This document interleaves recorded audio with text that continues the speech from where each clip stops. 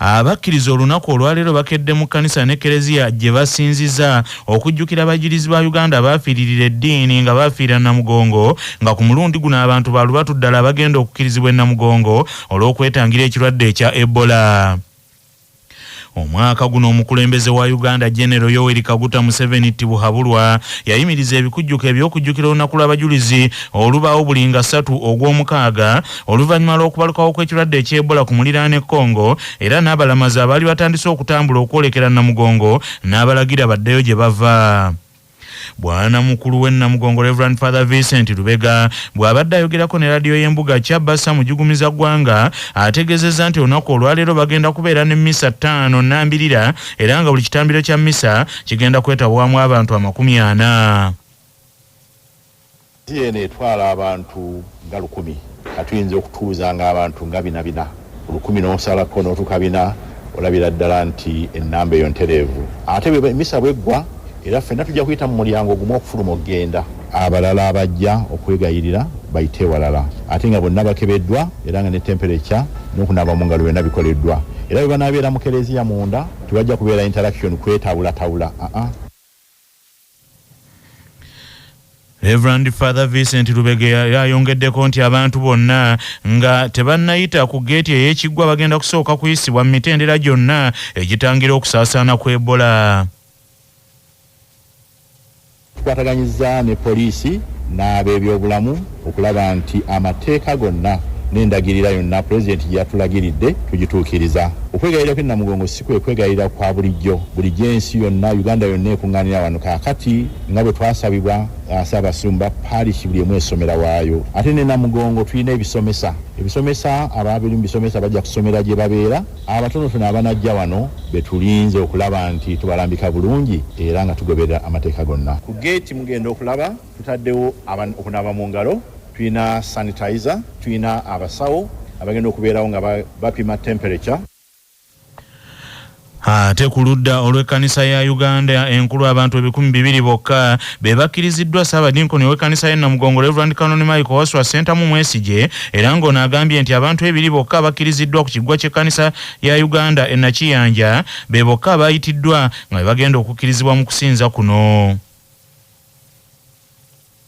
The majority of the populace were being informed to be very, very observant and will be following the service on social media, and you can also watch on various TVs that we have. Name it. It is going to be telecast, but not coming here in person. That is a humble request. Don't get annoyed because they are going to bar you from entering here. Not because they want you not to come, but because of the fear of contracting the deadly disease, which is Ebola. Ministry ey'ebyobulamu esobeddwa oluvannyuma lwa gavumenti eya Republic of Ireland okuwa Uganda motoka 11 ezidduukirira abagudde mu buzibu eza ambulance, ate ekitongole ekiwooza ky'emisolo ki URA ne kiragira nti zisooke zisasulirwe omusolo. Ministry y'ebyobulamu ewanjagidde abakulira ekitongole eky'ebyemisolo ki URA okukolagana ne binnaakyo bwe baweereza emirimu mu gavumenti mu nkulaakulana y'ensi eno bakkirize emmotoka zino ezigenda okwasizaako abantu abali mu bwetaavu zibaweebwe. Okusinziira ku nteekateeka mmotoka za ambulance zino zigendereddwamu okulabirira abantu abalina endwadde ez'olukonvuba mu kibiina ekya Palliative Care Association Uganda, nga kigambibwa nti bano babadde tebafiiriddwako kimala. Bw'abadde ng'akwasibwa ambulance zino ku kitebe kya Ministry y'ebyobulamu, Director akulira ebyobujjanjabi ebitali bya mu ddwaliro Dr. Daniel Kyabayinze agambye nti mmotoka zino zijjidde mu kiseera nga waliwo obwetaavu, kyokka nti abaazireese baafunyeemu obuzibu okuzituusa e Uganda olw'okusabibwa ate bazisasulire omusolo. Dr. Daniel Kyabayinze agambye nti bagenda kufuba okwogerezeganya n'abakwatibwako ensonga mu kitongole ekiwooza emisolo egimu giggyibweko zisobole okutuuka wano obulungi. Ababwewo obuyambi buno bayise obuzibu bungi nnyo okutuusaako obuyambi buno, kubanga emmotoka zino bazivuze okuva mu nsi yaabwe mu Ireland ne baziteeka ku mmeeri ne bazikima e Mombasa ne bazituusa ano lwennyini, naye basanze nti gavumenti tetwabayambye, ebitongole bya gavumenti tebyabayambye kwanguyaako buyambi buno okutuuka. Kyabadde ki? Emisolo, okukkiriza abayingira, naye ndowooza tugenda binnyonnyoka kubanga buli mmotoka eyingira mu Uganda erina okuwa omusolo. Kati akuŋŋaanya omusolo y'abagambye balina okuwa omusolo, ate engeri gy'eri donation ffe mu MTF yaffe tetwateekamu ssente zo za musolo.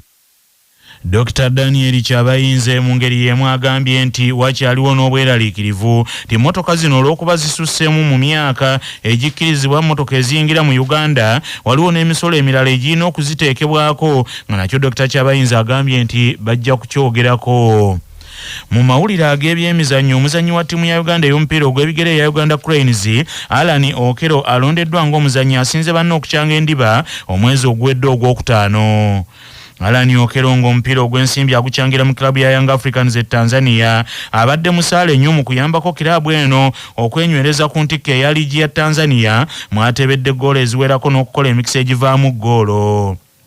Alan Okero alondeddwa bannabyamizannyo abatali bw'ekibiina ekya Rio Stars Sports Agency era ku ngulu eno amezze banne okuli kapiteeni wa ttiimu eya Uganda ey'abazannyi abatasussa myaka 17 eya Uganda Cubs Owen Mukisa n'omuteebi wa Villa Jogo Salongo Charles Lwanga.